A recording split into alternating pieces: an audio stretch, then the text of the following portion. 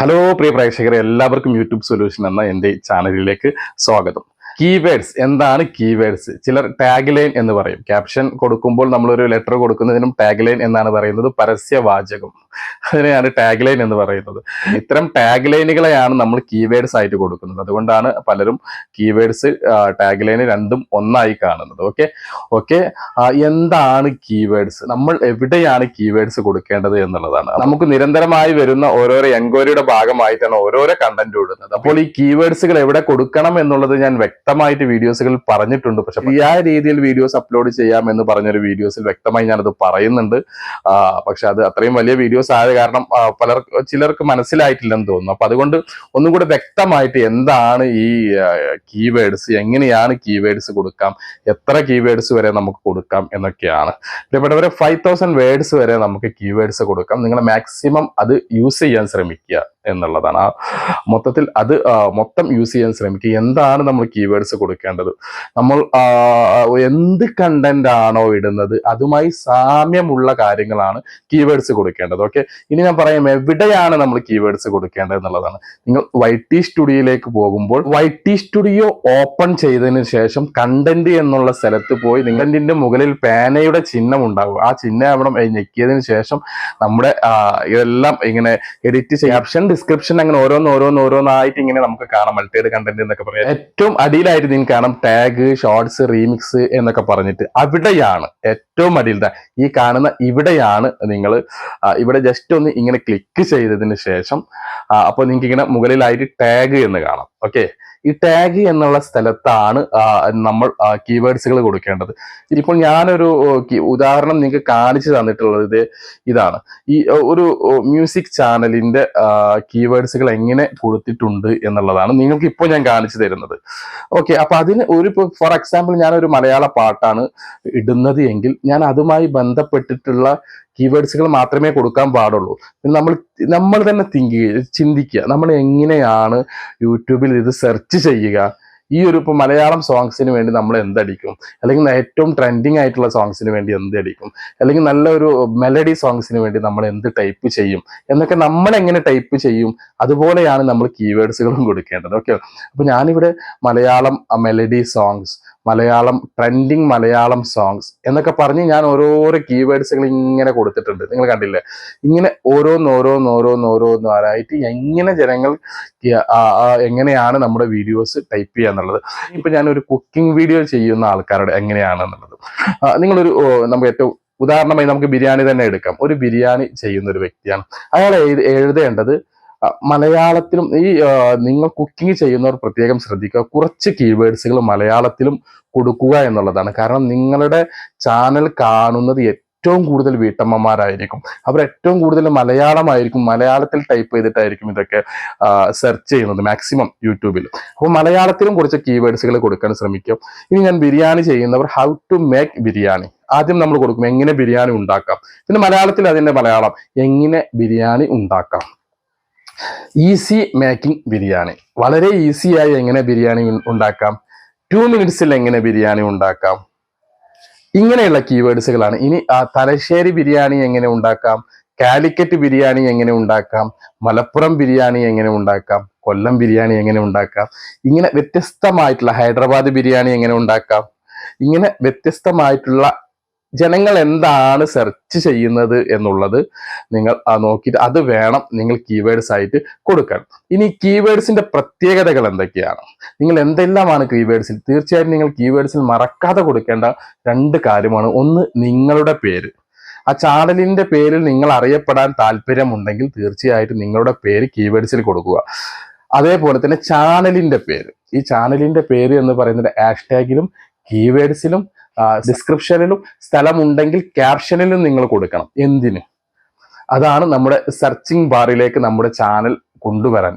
നമ്മളൊരു ലിമിറ്റേഷൻ കഴിഞ്ഞാൽ ഇങ്ങനെ ഈ ഡിസ്ക്രിപ്ഷനിലും ഹാഷ്ടാഗിലും കീവേഡ്സ് കൊടുക്കുന്ന സ്ഥലത്തും ഒക്കെ നമ്മൾ നമ്മുടെ ചാനലിന്റെ പേര് ഇങ്ങനെ യൂട്യൂബിൽ ഇങ്ങനെ യൂസ് ചെയ്ത് ഒരു ലിമിറ്റ് കഴിഞ്ഞാൽ നമ്മുടെ ചാനൽ ഓട്ടോമാറ്റിക്കലി സെർച്ചിങ് ബാറിലേക്ക് വരും. അതായത് ഒരാൾക്ക് നമ്മുടെ ചാനലിന്റെ പേരടിച്ചു കഴിഞ്ഞാൽ ഉടൻ തന്നെ നമ്മുടെ ചാനൽ ഇങ്ങോട്ട് പൊന്തി വരും.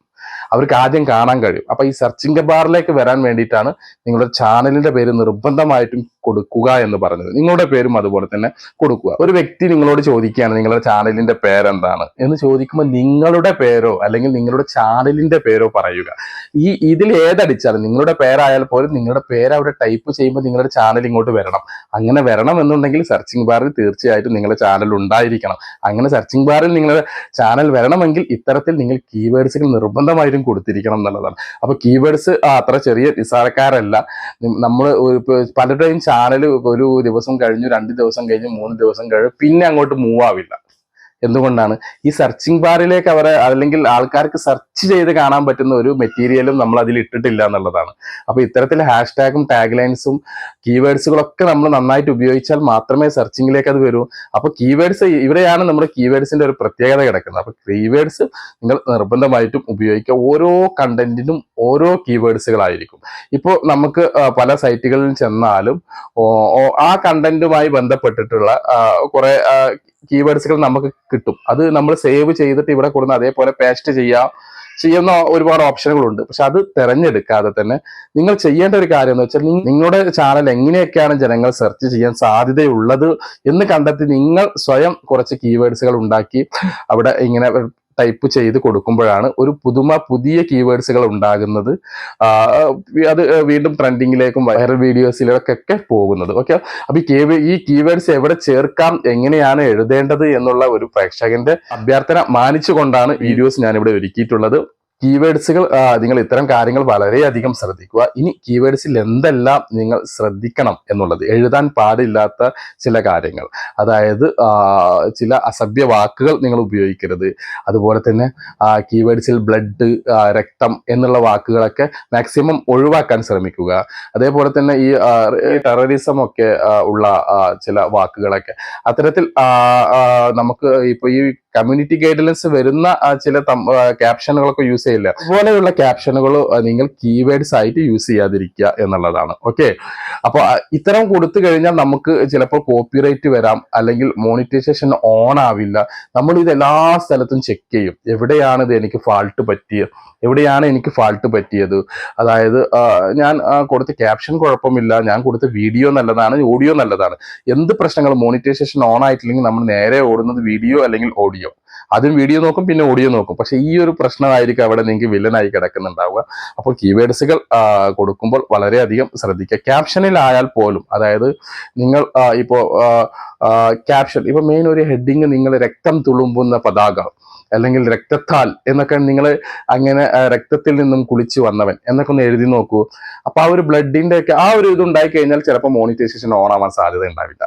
ഓക്കെ, അപ്പോൾ ക്യാപ്ഷനുകൾ വളരെയധികം ശ്രദ്ധിക്കുക. ഇനി കീവേഡ്സുകൾ നിങ്ങൾ മറ്റൊരു കാര്യം ഉപയോഗിക്കാതിരിക്കുക. അതായത് ചില കാര്യങ്ങൾ ട്രെൻഡിങ് ആയിട്ടുള്ള, ഇപ്പോൾ ഒരു നല്ലൊരു സിനിമയാണ്, ഏറ്റവും നല്ലൊരു സിനിമ ഇങ്ങനെ ഓടിക്കൊണ്ടിരിക്കുക. ഫോർ എക്സാമ്പിൾ ഞാൻ ബാഹുബലി എന്ന സിനിമ തന്നെ പറയാം. ഈ ബാഹുബലി എന്ന സിനിമ ഇറങ്ങിയ സമയത്ത് നല്ല വൈറലായിരുന്നു. അപ്പൊ നമ്മളെല്ലാവരും ഓടി ചെന്നിട്ട് Baahubali 1, Baahubali 2, Baahubali full movie, Baahubali cinema songs, Baahubali HD full length movie എന്നൊക്കെ പറഞ്ഞ് നമ്മൾ കൊടുത്തു കഴിഞ്ഞാൽ അത് ജനങ്ങൾ നോക്കുകയും പിന്നെ അവിടെ വന്ന് കാണുമ്പോൾ സിനിമയൊന്നും ഉണ്ടാവില്ല, നമ്മളെ കുക്കിംഗ് ആയിരിക്കും കാണുന്നത്. അപ്പൊ അത്തരത്തിൽ തെറ്റായിട്ട് ഒരു മിസ്ലീഡിങ് പോലെയുള്ള കീവേഡ്സുകളും കൊടുക്കാതിരിക്കുക. നിങ്ങൾക്ക് ആവശ്യമുള്ള നിങ്ങളുടെ വീഡിയോസിലേക്ക് എത്തിച്ചേരാനും എന്താണോ നിങ്ങളുടെ വീഡിയോസിൽ ഉള്ളടക്കമുള്ളത്, അല്ലെങ്കിൽ ഈ കീവേഡ്സ് അടിച്ച് അവർക്ക് നിങ്ങളുടെ വീഡിയോസിൽ വന്നാൽ അവർ ഒട്ടും നിരാശപ്പെടുത്താത്തൊരു വീഡിയോയുമാണെങ്കിൽ അത്തരത്തിലുള്ള ക്യാപ്ഷനുകൾ കൊടുക്കാൻ ശ്രമിക്കുക എന്നുള്ളതാണ്. ഓക്കെ, കീവേഡ്സിനെ പറ്റി ഞാൻ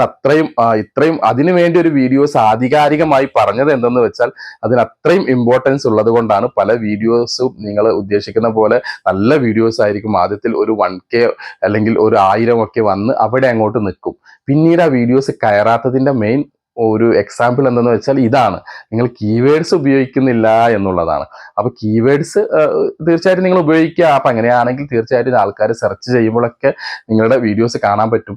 അതേപോലെ തന്നെ ഇത് കൊടുക്കുന്ന സമയത്ത് ട്രെൻഡിങ് ആയിട്ടുള്ള വീഡിയോസ് ആണെന്നുണ്ടെങ്കിൽ 2005 എന്ന് കൂടെ ചേർത്ത് കൊടുക്കാൻ ശ്രമിക്കുക. നിങ്ങളുടെ വീഡിയോസ്, നിങ്ങളുടെ ചാനൽ എടുത്തു പറയണമെങ്കിൽ ഇപ്പോൾ ബിരിയാണി എങ്ങനെ ഉണ്ടാക്കാം, ഹൗ ടു മേക്ക് ബിരിയാണി എന്നുള്ളതിന്റെ മുന്നോടിയായിട്ട് നിങ്ങളുടെ ചാനലിന്റെ പേരും കൂടെ കൊടുക്കുക. ഇപ്പോൾ ഷാരോൺ ഫുഡ് ബ്ലോഗ് എന്നാണെന്നുണ്ടെങ്കിൽ Sharon food blog how to make biryani എന്നും കൂടെ കൊടുക്കുക. അപ്പോൾ നിങ്ങളുടെ ചാനലിന്റെ പേരടിച്ച് നിങ്ങളുടെ ചാനലിൽ എങ്ങനെ ബിരിയാണി ഉണ്ടാക്കുന്നു എന്നുള്ള ഒരു ഇത് ആൾക്കാർക്ക് കിട്ടാൻ പറ്റും. ഏത് ഫുഡാണോ ഉണ്ടാക്കുന്നത് ആ ഫുഡിന്റെ പേരും പ്ലസ് നിങ്ങളുടെ ചാനലിന്റെ പേരും കൂടെ കൊടുക്കുക.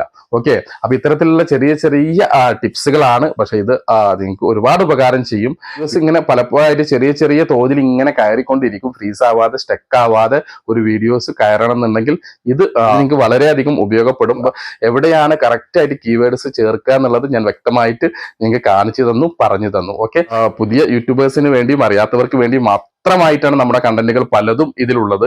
അപ്പോൾ നിങ്ങൾ ഇത് ശ്രദ്ധയോടുകൂടി കേട്ടുകൊണ്ടിരുന്നതിന് വളരെയധികം നന്ദി. അപ്പോൾ നിങ്ങൾ പ്രാവർത്തികമാക്കാനും ശ്രമിക്കുക എന്നുള്ളതാണ്. എല്ലാവർക്കും നല്ലൊരു സക്സസ്ഫുൾ ആയിട്ടുള്ള ഒരു ചാനൽ ഉണ്ടാവട്ടെ എന്ന് ഞാൻ പ്രാർത്ഥിക്കുന്നു. ഇനി അടുത്തതായി നല്ലൊരു വീഡിയോസുമായി വീണ്ടും വരാം. അതുവരേക്കും ബൈ.